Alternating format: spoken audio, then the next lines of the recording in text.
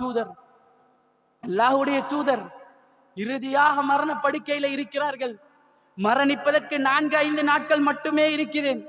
அல்லாஹ்வுடைய தூதர் கடைசியாக மிம்பருக்கு அருகே வந்து உட்கார்ந்தார்கள். அல்லாஹ்வுடைய தூதரை நேசித்த சஹாபாக்கள் எல்லாம் ரசூலுல்லாவை சூழ உட்கார்ந்தார்கள். ரசூலுல்லாஹ் கடைசியாக ஒன்று சொன்னார்.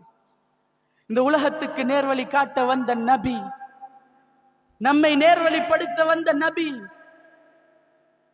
அந்த சஹாபாக்களை பார்த்து ஒரே ஒரு விடயத்தை சொன்னார்.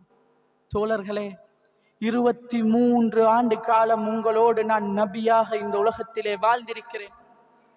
இந்த உலகத்தில் நான் வாழும்போது, இந்த உலகத்தில் நான் உங்களோடு வாழுகிற நேரத்தில் உங்களுடைய மனம் நோவும்படி நான் பேசி இருந்தால், உங்களுடைய ஏதாவது சொத்துக்களை, ஏதாவது பணங்களை நான் எடுத்து இருந்தால், உங்களுக்கு நான் அடித்து இருந்தால், என்னால் ஏதாவது தப்புகள் உங்களுக்கு நடந்திருந்தால், இந்த உலகத்தில் வைத்தே என்னை பழி தீர்த்து கொள்ளுங்கள் தோழர்களே என்று சொன்னார்கள்.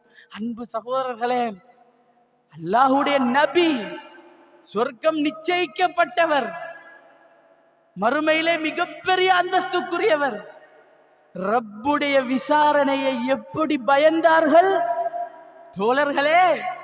மறுமையிலே வந்து என்னை காட்டி கொடுத்து விடாதீர்கள் தோழர்களே. இந்த உலகத்தில் நான் உங்களுக்கு ஏசி இருந்தால், நான் அடித்திருந்தால், நான் ஏதாவது தப்பு செய்திருந்தால், மனம் நோகடித்திருந்தால், இந்த உலகத்திலே என்னை பழி தீர்த்து கொள்ளுங்கள் என்று சொன்னார்களே. நாங்கள் சர்வசாதாரணமாக அடுத்தவர்களுடைய மனங்களை புண்படுத்துகிறோம். நாம் பேசுற வார்த்தை அடுத்த சகோதரனுடைய உள்ளத்தை புண்படுத்துகிறதா? என்றைக்காவது எடுத்த ஒரு கடனை கொடுக்காமல் இருக்கிறேனா? தருகிறேன் என்று சொல்லிவிட்டு எத்தனை பேருக்கு நான் கொடுக்க வேண்டி இருக்கிறது? இதெல்லாம் நமக்கு பெருசாக தோணவில்லை. காரணம் என்ன தெரியுமா? மறுமையை நாம் சரியாக நம்பவில்லை. அல்லாஹ்வுடைய தூதருடைய அந்த சன்னிதானத்திலே யாருமே ரசூலுல்லாவை பழி தீர்க்க தயாராக இருக்கவில்லை. எல்லாருமே அதிர்ந்து பார்த்து கொண்டிருந்த நேரத்தில் ஒரே ஒரு சஹாபி எழுந்தார். எல்லாரும் அப்படியே பார்த்தார்கள். அல்லாஹ்வுடைய தூதரிடத்திலே, யா ரசூலுல்லாஹ், நான் உங்களை பழி வாங்க வேண்டும் என்று சொன்னார். எப்படி இருக்கும்? சஹாபாக்கள் எல்லாம் வியந்து பார்த்தார்கள்.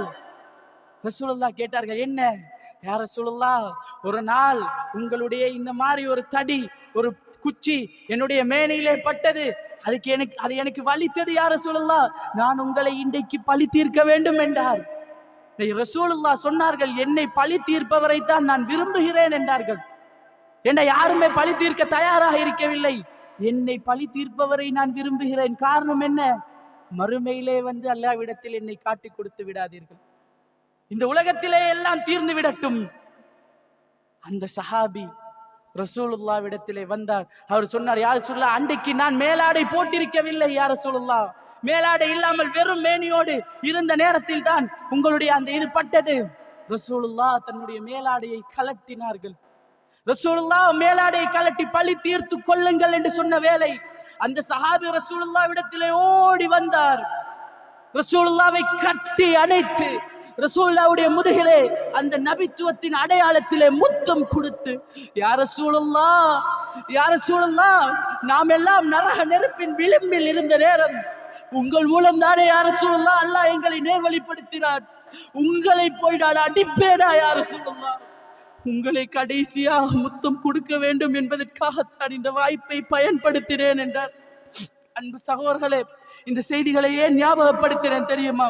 அல்லாஹ்வுடைய தூதரை நேசித்த சமூகம், மறுமையை அஞ்சிய சமூகம், ரசூலுல்லாஹ்வோடு மறுமையிலே வாழ வேண்டும், நரக நெருப்புக்கு அஞ்சி வாழ்ந்த சமூகம். அப்படிப்பட்ட நல்ல சமூகமாக நானும் நீங்களும் மாற வேண்டுமாக இருந்தால் அல்லாஹ்விடத்தில் தஹஜ்ஜத் தொழுது ஒவ்வொரு நாளும் இரவிலே இறைவனை நினைத்து, பாவங்களை நினைத்து, அஞ்சி நடுங்கி கண்ணீர் வடித்து, ரப்பே என்னை மன்னித்து விடு, ரஹ்மானே என்னை மன்னித்து விடு என்று ஒவ்வொரு தொழுகையிலையும் ஒவ்வொரு தஹஜ்ஜத்திலையும் பிரார்த்திக்கக்கூடிய நல்ல மக்களாக